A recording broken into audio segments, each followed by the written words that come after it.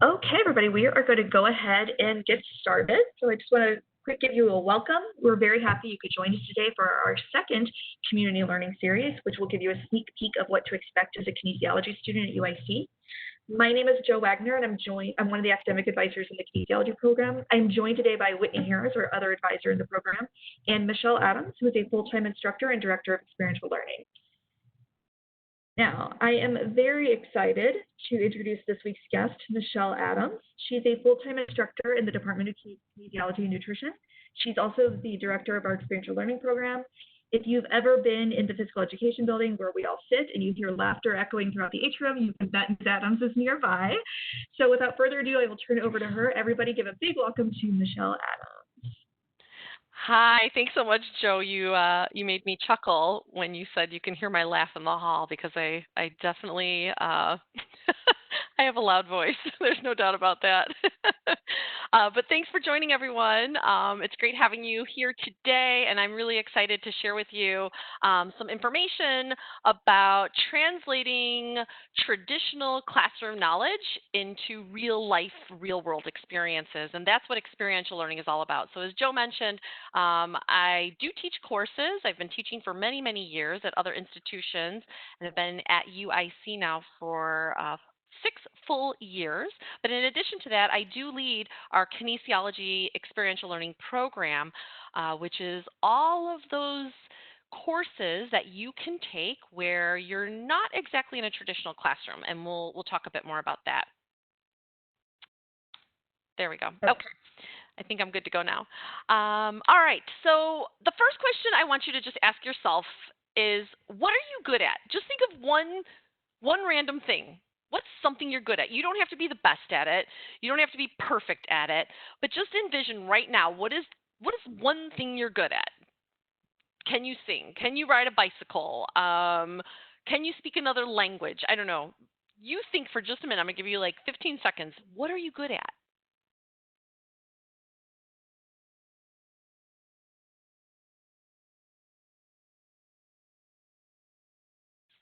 All right. So, I don't know. I think I'm pretty good at driving. My husband would disagree with me, but I think I'm a pretty good driver. But I couldn't, at 16 years old, just get in a car and know what to do and just start driving and be good at driving. It took many, many years, actually, to become very confident and proficient at driving a vehicle, for example. So whatever it is that you're good at, communicating with other people, you're a good friend, you're a good listener. How did you become really good at that is the question. What does it take to become proficient at something? And here in kinesiology, we're trying to help you become one step closer to being proficient at that thing that you want to do as a job or as a career once you leave our wonderful program here at UIC. Generally, most resources would tell you that to become good or to become proficient at something, sort of like this 3-step process. First, you have to observe. It helps to watch what other people are doing, right? I see someone, my parents driving the car. Okay, what do? They put the key in the ignition. I don't know. There's this thing that has a D, an R, an N on it, and they shift it, right? You're observing, you're watching. Oh, when the light is red, you stop. So you observe first. Then you start asking questions, right? Well, what happens when the light's yellow? Why do you turn right when the light is red? I thought red meant stop, right? And maybe we go to driver's education class and we have to read all about driving, and it's the traditional learning, right? It's kind of what we generally think of as school.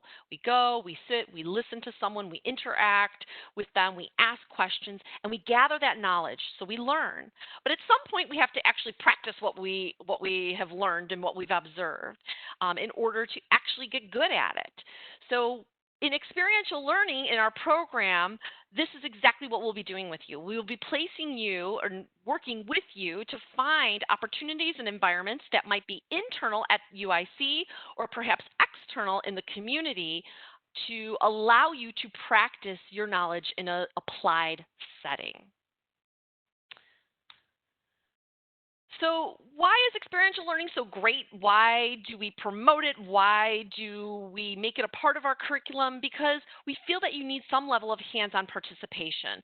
Granted, many of our lab based courses allow you for hands on participation. However, the limitation to that is that you're simply just working with other students, right?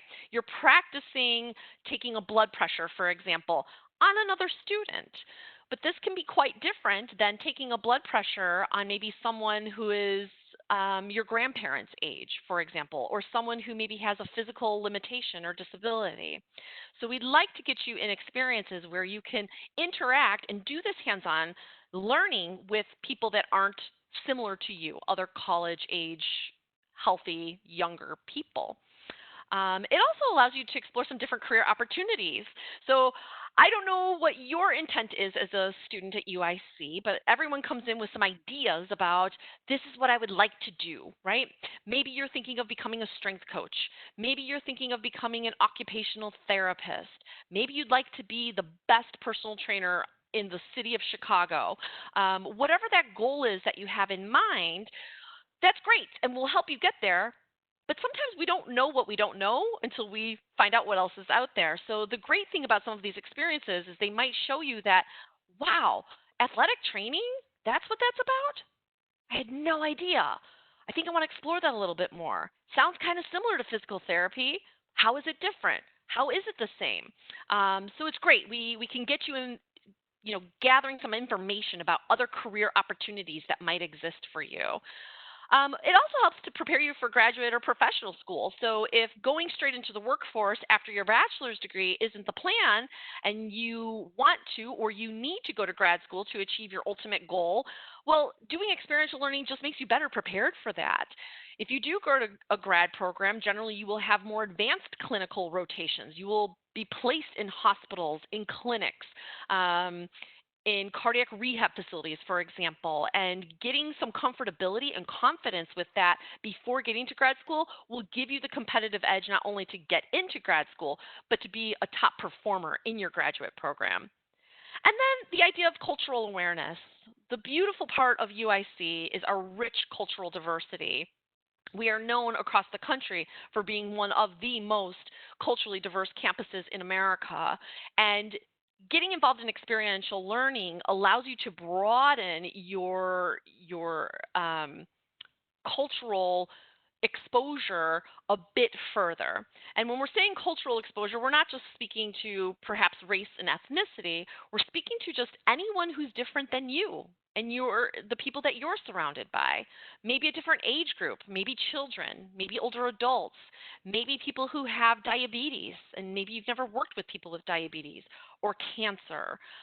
It could be many things, right? People who come from high wealth or low economic environments, and you will be interacting with a variety of different people and learning the different ways of communicating and interacting and learning what their needs are so that you can help them.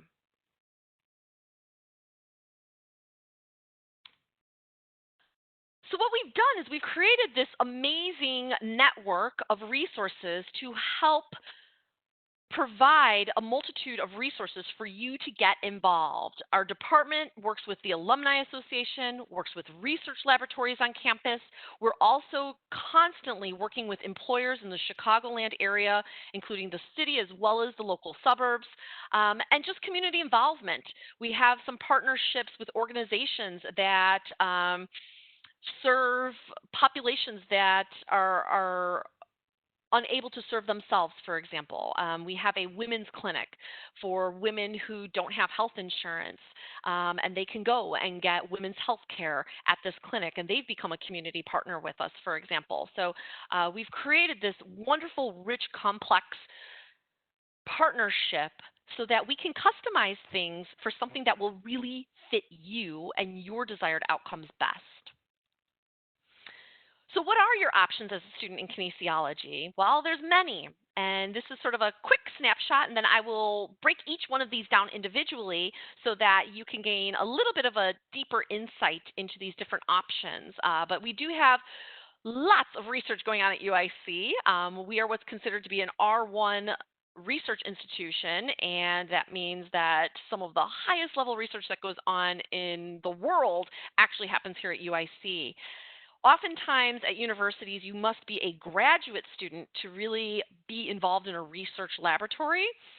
And fortunately, here at UIC, we don't just limit that to grad students. We allow undergrads to come into the research laboratories and actually be active participants in conducting the research, which is just phenomenal.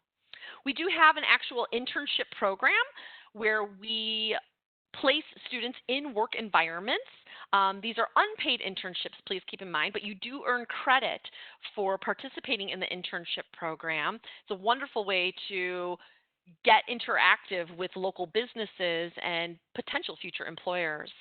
We have a beautiful study abroad program, which is constantly developing and redeveloping. We have had trips to Ireland, Barcelona, Spain, and we had this semester, unfortunately, we had 2 trips planned, one to Milan, Italy, and another to England, but due to COVID, were postponed. And I know that myself and some other faculty members are working on some other opportunities for the future. But we do have study abroad programs, and the really cool part about study abroad for us is that study abroad is much broader than a gen ed course. We actually have kinesiology-based courses that take place internationally, which is super, super cool. You can also have UTA, which stands for Undergraduate Teaching Assistant. So we allow undergrad students to work alongside graduate teachers as well as professors in the classroom to help teach material to students. It's a phenomenal opportunity to really get great at public speaking and presentation. And then there's this other category that I'll speak a little bit more to later called the special projects. And this is for all these other really cool, fun things that are happening that your faculty are involved in, but don't quite fit into those other 4 categories, and we call those special projects. So the first one is research. And like I said, we have some of the most phenomenal researchers on this campus, both in our department and external to our department, that you can potentially work with. Research usually is something that we ask that you reserve for the later years of your experience. So we really like to see you as a junior or a senior involved in research, because you really need to kind of get that fundamental knowledge of kinesiology before you can step into a laboratory and be an active participant with live human subjects, for example. But there's many different courses that will allow you to do research. We have three different categories: 396, 398, 399. They are all research oriented. It just depends on the particular professor and research laboratory that you're working in. Research is something we ask that you prepare for in advance, like all of these things. Actually, I should probably have that on every slide. But you should plan in advance with your academic advisor, as well as with any faculty member that you might be interested in working with, so that we can lay out a really solid plan to get you up and running right at the beginning of the semester. All right, internships is the next category. And like I said, internships are where we actually place you into a work environment where you work alongside professionals who have those dream jobs that you're hoping to have someday, so that you can really critically evaluate, am I committed to this? Is this what I really 100% want to do? Or maybe, wow, I didn't know there were these other jobs within this field that I'm interested in, and maybe I want to pursue this instead. Many of our interns actually get jobs at their internship locations after their internship is completed, which is fantastic and phenomenal. Some of the benefits of the internship obviously are networking with other professionals in the field and in the specific industry that you want to work in. So rather than just having your professors and maybe jobs that you're working at as letters of recommendation and references for you, now you will have other professionals who will support you and direct you to other opportunities in the field. It's an amazing resume builder. We actually, for the internship program, require that you work with our career services department to create a professional resume, a professional cover letter, and perform a mock interview. So you really get a competitive edge on being prepared for the workforce as a result of participating in the internship program.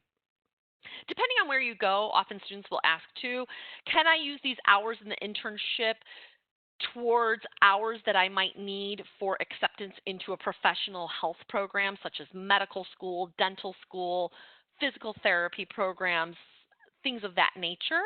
And depending on where you go, sure, that's perfectly fine as long as the work that you're doing falls into the category that those particular programs are looking for.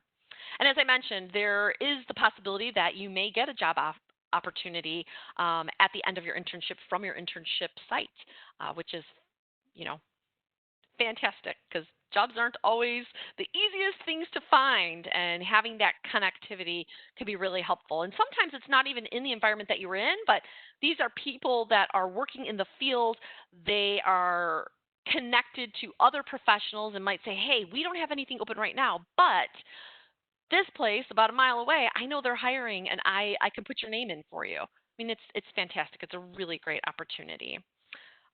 Great way to literally put those things that you learned in the classroom into true practice with real human beings. I mentioned the undergraduate or UTA program, the Undergraduate Teaching Assistant program, and every semester we have approximately 70 students that participate in this. Our Anatomy and Physiology course is the course that requires the most support and help from undergraduate teaching assistants. But it's a fantastic opportunity to get a deeper understanding of the knowledge that you learned when you took that class, and just learning it in a deeper way.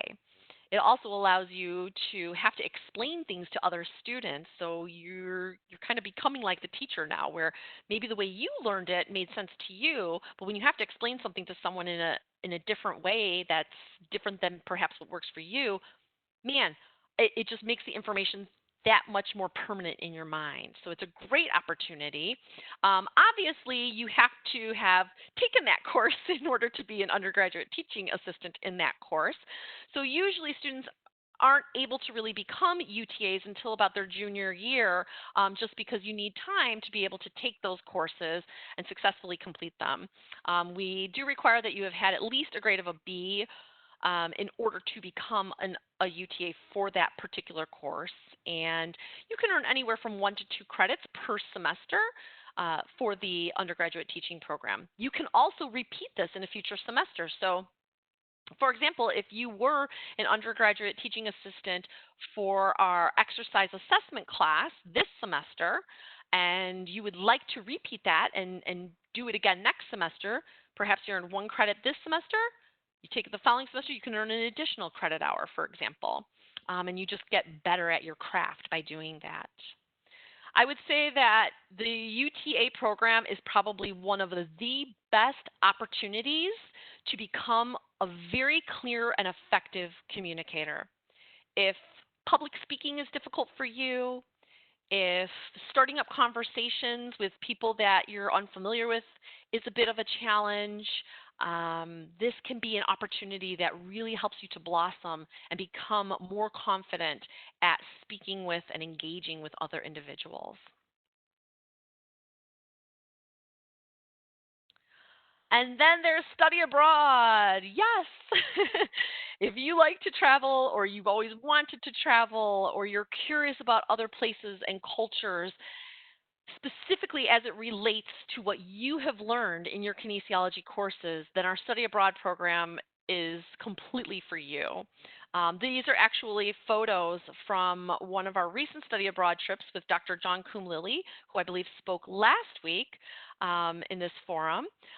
You can see him in that picture with the glasses, the shaved head, and the checkered shirt. But this is his group of students that he took to Barcelona, Spain, and a picture of one of the fresh food open markets in Barcelona.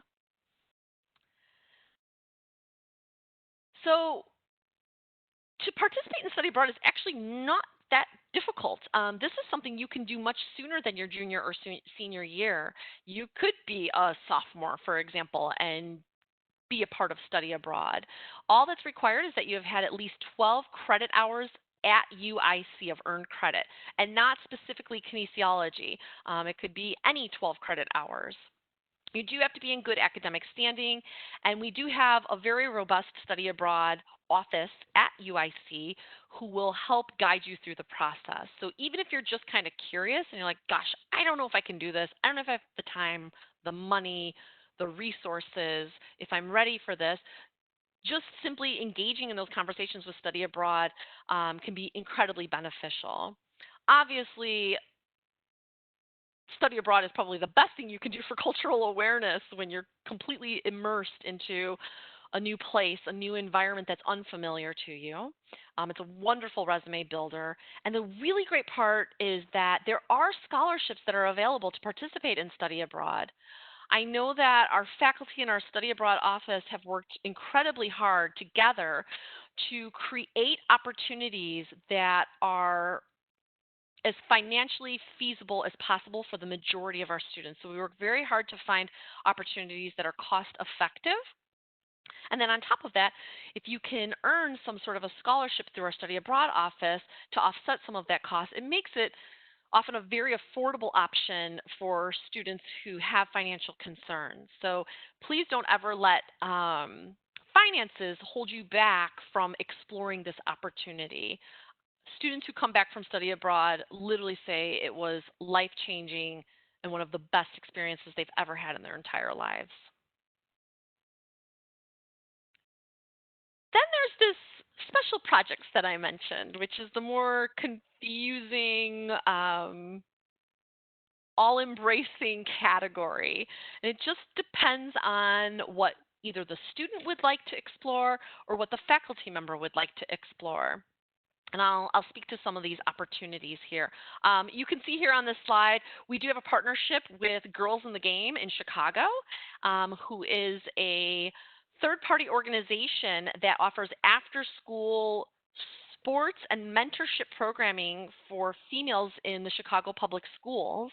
And our students actually go to the schools and are coaches for these kids in their after-school activities. And it's like I said, it's a blend of coaching sports, and you don't have to know these sports. It's pretty basic. It's introductory, but it's really a lot of great communication and mentorship of young females in the Chicago area. And then the other is an example of a student who she's a grad now, and she is now leading her own classes as a teacher in a private school. She's in the front there, and she had done so much with these special projects during her undergrad experience, and I just thought it would be great to put her picture on there because she's such a great example of taking her knowledge, applying it in experiential learning, and then literally walking out with a bachelor's degree into a teaching opportunity where she's now simultaneously earning her master's degree. I mean, she's such a great example.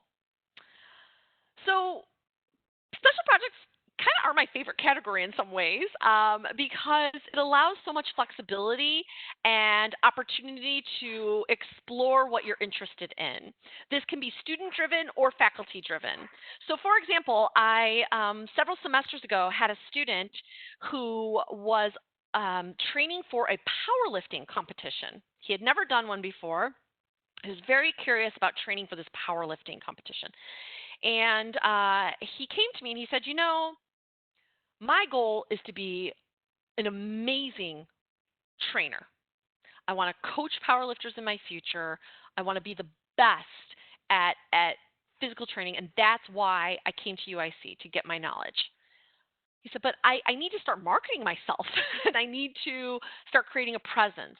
So he proposed to me that he would create weekly YouTube videos that blended his experience of training for a powerlifting competition with the science that he had learned during his time at UIC. And my gosh, this guy did a phenomenal job.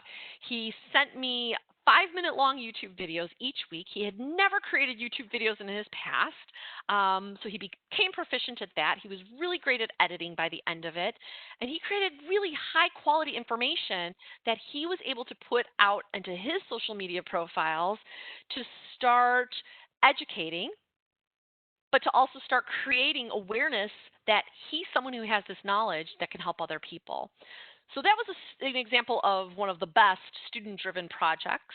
And then we have faculty-driven projects. I had a faculty member who was very involved in the triathlon world and decided that he would like to gather a small group of our undergrad students to train triathletes on site at UIC. And so these, I can't remember how many students were, I think were maybe 3 to 5 students, learned all about what it takes to train for like 12 to 15 weeks for a triathlon. They were the coaches. They had to create programs. I mean, it was phenomenal. So we have many of these different opportunities available. We do our best to try to market them out to you and create awareness so that you know what your options are each semester. That kind of wraps up my information on experiential learning, but I would love to open it up for questions that you have, comments that you have, and if nothing pops up to you today, my contact information is available. You can feel free to reach out to me or to my assistant, Courtney Ban. She is my graduate assistant who helps with all things experiential learning, and she is quite phenomenal. Any questions? While we wait for student questions to come in, I've got a couple for you. Sure. So working with students, one of the most common questions I hear is, maybe they have a relative that owns a physical therapy practice. Can they intern there? Can they intern there? What's the answer? All right, that's a great question. I agree with you, Joe. That's one that we come across quite often. So generally the answer is no, and that is simply because any of these experiences that are external to UIC require a contract between the outside entity and the university. And this is simply in order to protect you, the students, as well as the business. It's mutual. You're going to be working with real people and you're a student, and everyone understands that. You might make a mistake. Someone might get hurt. Someone might get injured as a result of your participation with them. You might get hurt or injured as a result of being in the environment, right? Just accidentally, you trip over something or who knows. So we have to legally have a contract in place in order to provide liability coverage and insurance to you. The university insures you. So if it's a family friend, somewhere that you're already working, we generally aren't contracted with those places, but it's not to say that it's impossible. I have had some really stellar students who prepared like 2 years in advance for an internship because they were so passionate about a particular location. And I'm always happy to explore places that we're not currently contracted with, but the contract process takes a very, very long time. So it's something that if you were that passionate about it, we would need to meet as early as possible in order to start even considering getting a formal contract in place. That's a great question. Awesome, thank you. What advice do you have for our new students coming into the kinesiology program? Oh my gosh, I have so many things I could say, but as it relates to experiential learning, a couple of things. Number one, start early, right? Start having conversations with Courtney or myself or your amazing advisors, Joe and Whitney, to start talking about things that might be of interest to you, and just to start gaining a deeper understanding of what are the opportunities. I kind of flew through them in 30 minutes here today, but there's so much more to understand and to know about these once you're at that phase and ready.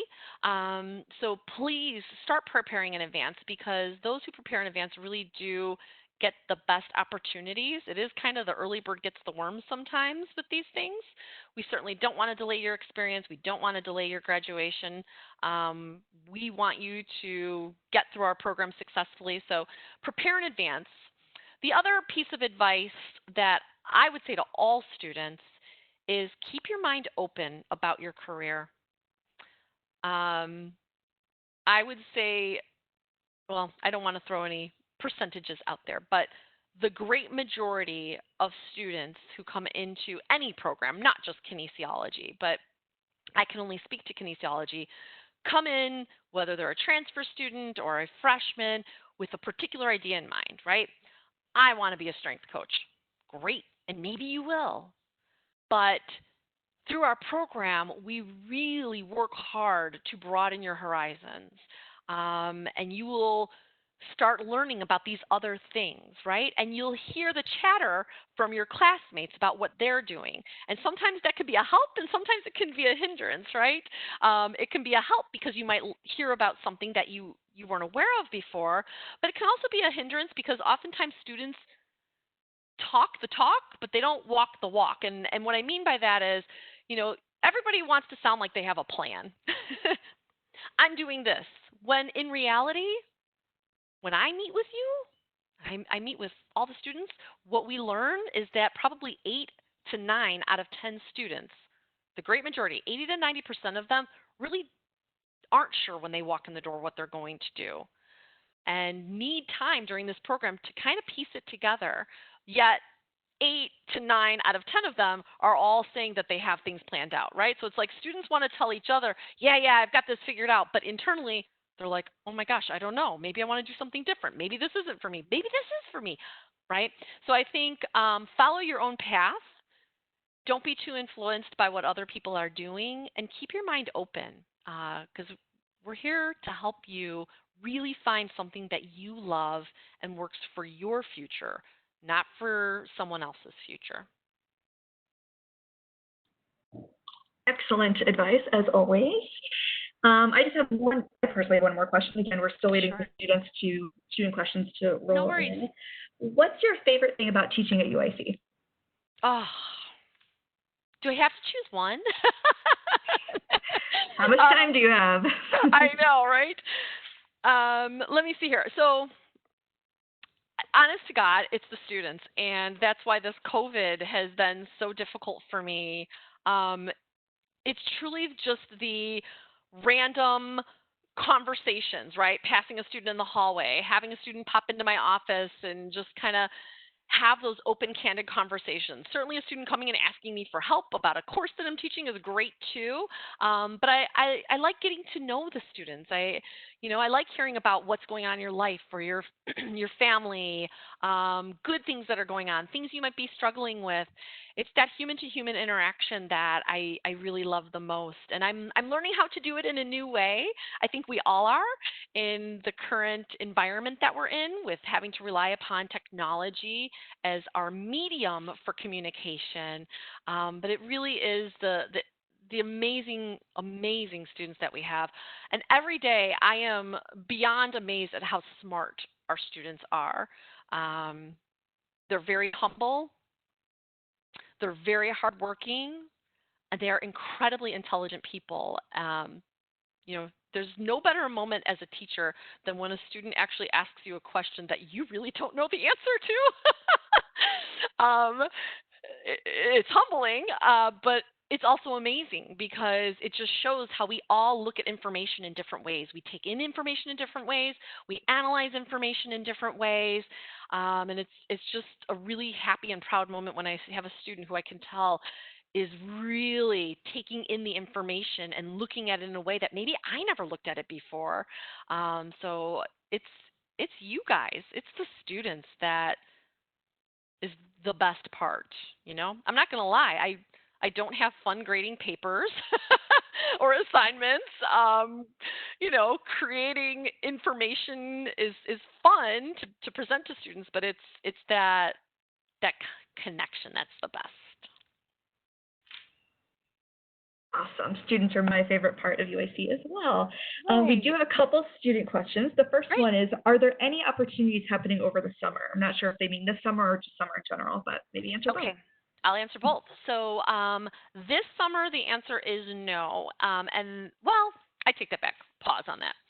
This summer, the answer is unless you are dire to graduate at the end of this summer, and that would have been a conversation that you already had with your academic advisor, then the answer is no, there are not opportunities this summer, and that experiential learning is being postponed until the fall. And that is simply just due to the COVID crisis.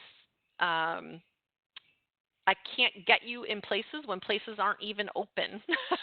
And even internal to UIC, research isn't happening. So when it comes to experiential learning, the answer is no, unless, again, you are direly graduating and there is a special project that I'm working on just for those specific students, and I can only take a very small group for that. But in terms of summer in general, yes, there are opportunities in summer. I would say the opportunity that is the strongest in summer is our internship program. Other things like research and special projects are much harder to come by during the summer months because the great majority of our professors are not teaching during the summer. They are doing other things, so it's hard to come by those opportunities. But internship is very strong, and there are a few here and there special projects that take place. We do not have undergraduate teaching generally in the summer, just because we don't have a whole plethora of Kines courses offered during the summer term. Study abroad generally happens in the summer. I don't believe we have anything planned for next summer in particular for study abroad, but there will be opportunities moving forward. I hope that answers the question. So yes, generally in summer there are some things, limited options. This summer, there's really not. Thank you. Another question that came in, how should we go about proposing ideas for a special project to faculty members? Oh, that's such an awesome question. Really great question. So really, it's quite simple. I would say the first step would be to chat with either Courtney or myself about what idea you kind of have brewing, right? And that way we can help to direct you to a handful of faculty members that we think might be the best fit for you, just to kind of save you some of the running around researching. We know many of the faculty members very, very well. So maybe just check in with us for just a quick, maybe 15-minute conversation to get your ideas out there. The other thing we can help you with is before you approach that faculty member, we'll often give you a little bit of guidance on what elements you want to have kind of on paper before approaching the faculty member, because we can anticipate some of the questions that person might ask you, and you can have some things prepared in advance to make that conversation more fluid and more concrete.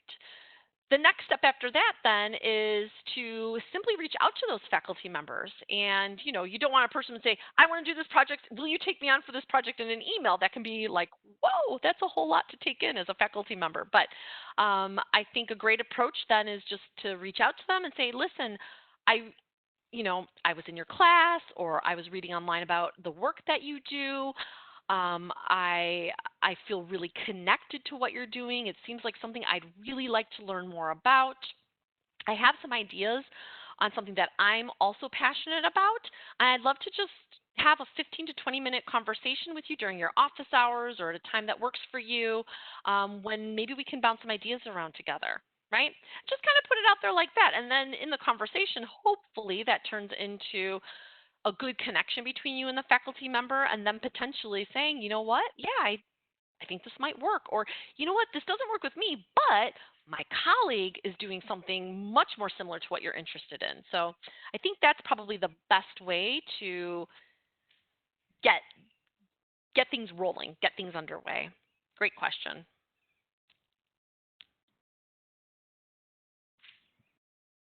Thank you. It doesn't look like we have any more questions, so we'll wrap everything up. So thank you again to Michelle Adams. Thank you everybody that joined us today. We hope this was helpful for you and got you excited about your kinesiology classes. Again, we're going to be doing these every Wednesday all summer long. Join us next week for Calming the Body and Mind During Uncertain Times with Dr. Tanya Pruitt-White. It'll be a good one. I think we could all use a little calming of our bodies and our minds right now. And again, don't forget, if you are an incoming student, if you haven't done so already, there's still time to submit your intent to enroll. Let us know you're coming to UIC in the fall. Orientation opened up on Monday, so you can log in and complete that. And then once you've completed orientation, you'll get more information on how to register for classes with me and Whitney. So thank you again for everybody attending today. We look forward to seeing you on campus.